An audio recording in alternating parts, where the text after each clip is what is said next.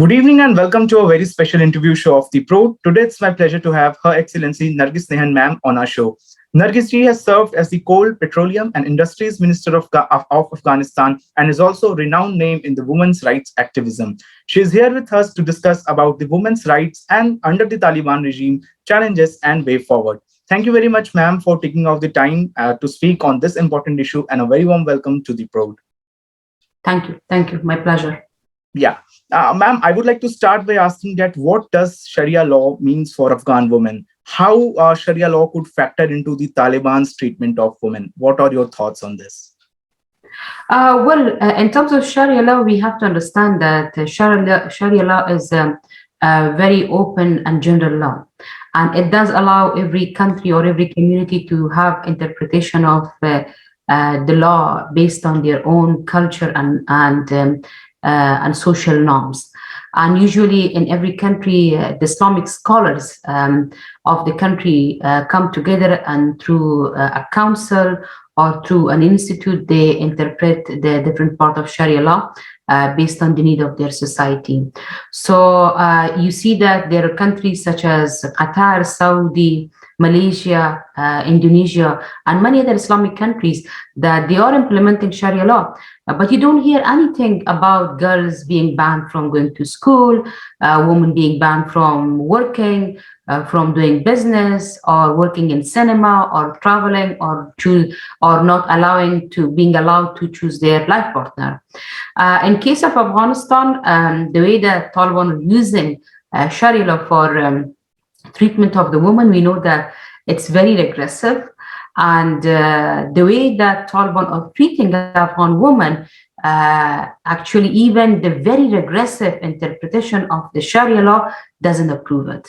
Okay, so ma'am, I would like to ask that what is the current status of Afghan women in terms of education after the Taliban takeover? Well, I'm sure you're following media that we have women rights activists crying all around the globe for and asking for girls to be allowed to go to school. But since Taliban have taken power in Kabul, they have banned co-education, and they have introduced segregated education. They have banned girls from going to schools, secondary schools, high schools, and universities. They only allow girls to go to primary education, which is from class 1 to class 6. And beyond that, they are having debate among themselves whether they should allow, they should not allow. Female teachers are not allowed to go to school, and the female teachers are not paid for the past 3 to 4 months. The Ministry of Education has recently announced that they are going to review the curriculum and make it Islamic, although our curriculum was already Islamic, and we don't understand what exactly do they mean when they say they will make it more Islamic. So this is the situation that we have. And it's very unfortunate that in this situation, while the obtaining of education is the very basic rights, not only rights, but obligation of every man, Muslim man and woman to obtain it, but still girls are being banned from going to school in Afghanistan, and Taliban are using that as one of the pressure points for negotiation with the international community. Yeah, okay. So how can the outside world and women's rights organizations contribute to the education of Afghan women? Like what immediate steps are necessary? We are in a very difficult situation, and there are several questions in case of Afghanistan that all of us are asking ourselves, and still we are trying to understand that how we can respond to the situation. Because on one hand, I can understand the world not interested or with no intention of dealing with the Taliban. But then on the other hand, it's also understandable that you have 35 million people living in Afghanistan, that basically you cannot punish them, you cannot ignore them just because you don't want to recognize Taliban or don't want to engage with the Taliban. So the way that I think international community can help us is and the women's rights activists, women movement that we have in different countries, I think these groups should become more united. So what is going on with Afghan women right now in Afghanistan, this should be an important point, an agenda for uniting us around the globe, for raising our voice and pressuring different states for responding to the situation. So it's very important that we advocate to different governments and make sure that these governments are constructively engaged with the Taliban, and they are very much clear, consistent and persistent when they're speaking to the Taliban, especially when it comes to the rights of women, human rights, minorities' rights, and others. This is very important because the impression the Taliban are having that the international community is flexible. They don't want to have refugees from Afghanistan. They don't want Afghanistan to turn to another safe haven for terrorists once again. So in return for this, we can ask for anything, and international community will have the flexibility with us.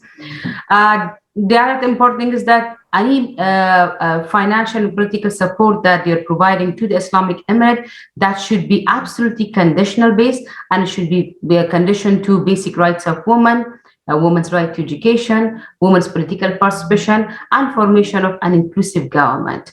It's also important at this very difficult time that different countries step in and they provide as many scholarship as they can to Afghan girls and women, so that many of our women can obtain education outside, and I'm sure many of us will be going back when the time comes to be able to serve other girls and women in the country.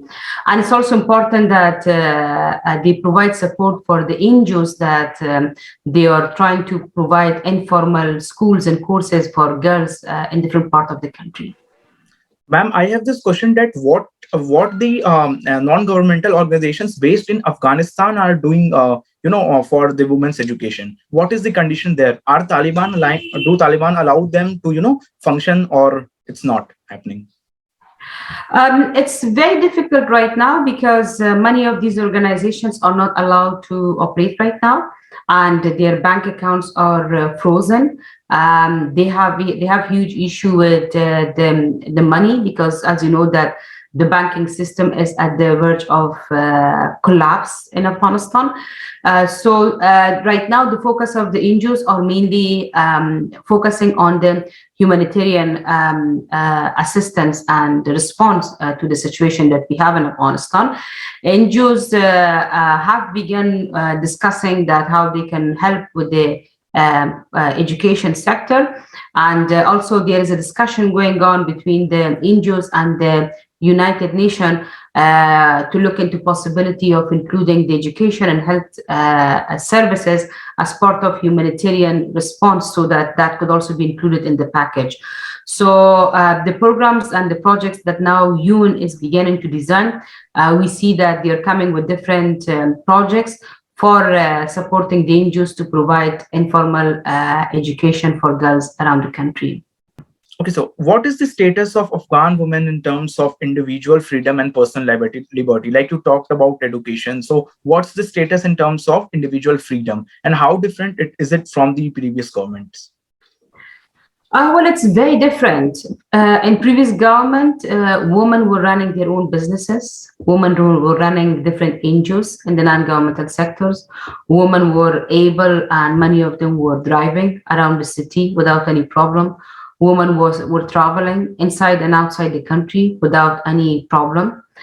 Now, the situation that we have, women can't work. Women's businesses, we have more than 3,500 women running small to medium scale businesses, that all of them are being shut right now, and none of them can work. Women are not allowed to work in the cinema. Recently, Taliban came up with the announcement that even those serials and dramas which are having women players, they're not allowed to screen them anymore. And to be honest to you, right now, in terms of individual freedom, the only freedom that Afghan women are having is the freedom to breathe. Other than that, they don't have any freedom. And the situation that we have right now, we are very much concerned that it will restore many cultural norms that we had managed to overcome in the last 2 decades in terms of women's liberty and individual freedom. So, what are the major challenges that are on the way of Afghan women in terms of exercising their basic human rights? Are the Taliban factor only responsible, or there are some external factors to it? Uh, Very unfortunately, the women's right and the situation of Afghan women under Taliban rule in the last time was being used as a tool by the international community for their intervention in Afghanistan. So I'm sure you must have heard many of the West politicians that they were going to their parliament, to the media, and to their people, and talking about the miserable situation of Afghan women, and continuously saying that we have to go to Afghanistan and we have to liberate and we have to free Afghan women. And when they came to Afghanistan, they did provide support to Afghan women as well, for which we are very much grateful. But we have to remember that Afghan women were struggling for our rights even during Taliban era last time. Although we were being provided with very little support, both financially and politically, but we stood for the rights and for the values that we believed in that.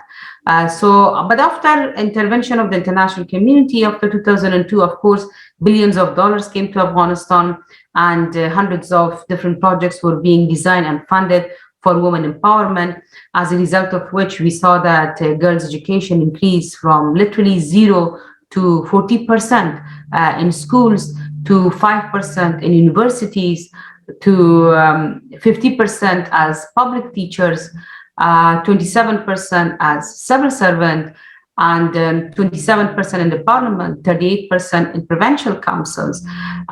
We also saw women serving in the cabinet, but also in quite male-dominated sectors such as mining, that I was the acting minister myself, Ministry of Communication, that a woman was running, a female minister was the last minister that we had before the Taliban. On top of that, women were, as I mentioned, more than 3,500 women were running small to medium scale businesses, which were providing job opportunities for thousands of people in their communities. And women were running non-governmental organizations. So the most organized and consistent group has been the women group in Afghanistan, that consistently have been working with the peace, for development of the country, for fighting corruption. But what we see right now, that as a result of changes that we see in the situation, and as a result of the abandoning of the international community that we see in Afghanistan, this group is being punished mostly. And this group is paying the very high price of the irresponsible withdrawal of the West that we saw in Afghanistan. We are being betrayed by the West. So what we see right now is that Afghanistan was and still is a very highly male-dominated society. So what we see right now, that women, at least in the last 2 decades, were able to demonstrate their relevance, their leadership at home, in the community, and as well as in the society. But because they were working and they were acting as breadwinners of the family. But now the challenges that we see ahead of us, first of all, is that like Taliban are in power, and 35 million people in Afghanistan need humanitarian response and support. We are going through a national starvation in Afghanistan. On the other hand, the international community is saying that we do not recognize, at least in the beginning, they said that they will not recognize Taliban because of these issues, especially ill treatment of women. But then we already see in the last, just in 3 months, we see change of position. Some of the countries have decided to open back their embassies in Afghanistan, and some of them have started backdoor diplomacy with the Taliban, especially having their representatives meeting with them in Qatar. We also see several countries lobbying for recognition of the Taliban. So we are in a position that if the world step in and unfreeze the money that is frozen in the US and UK, If they unfreeze that money, that will flow into Afghanistan, and the international community will pledge more money for a humanitarian response to the situation. And all these supports to the people of Afghanistan will enable Taliban that they strengthen their position in the country, they consolidate power, and they continue and maintain the position that we have right now with regard to women's rights. So it's going to be very difficult to begin to change anything after this in Afghanistan.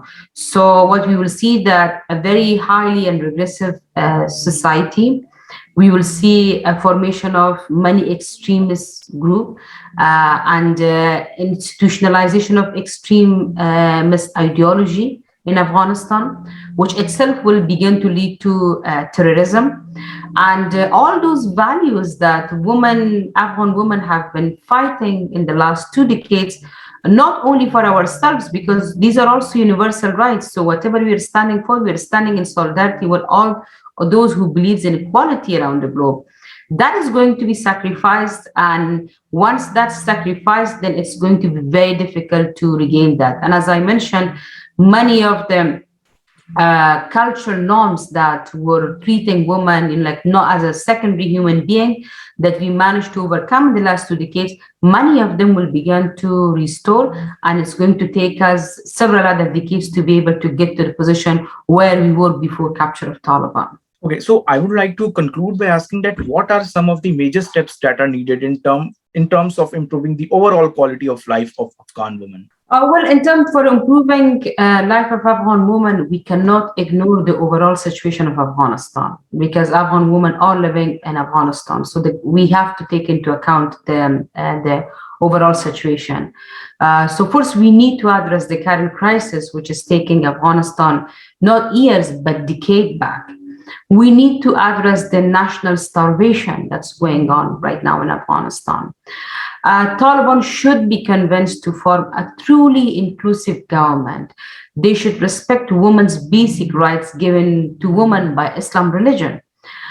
They should also allow girls to go to school and universities, and they should get back to work, because that itself is going to help us in responding to the current situation, because all the women that they have been running businesses, they're running NGOs, and they have been working in both the public and private sector. These women are the breadwinners of their family. So as soon as you allow any of these women going back to their work, basically you're helping one family to become financially stable once again.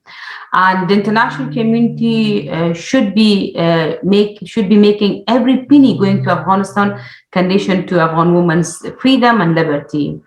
And we hope that these recommendations, if they are implemented, this will at least pave the way for improvement and better life for women of next generation, because the women of our generation are once again unfortunately sacrificed. So thank you so much, ma'am, once again for sharing your insightful thoughts and kind thoughts. And we really hope that the situation gets better in Afghanistan soon. Thank you so much for joining us. Thank you. My pleasure.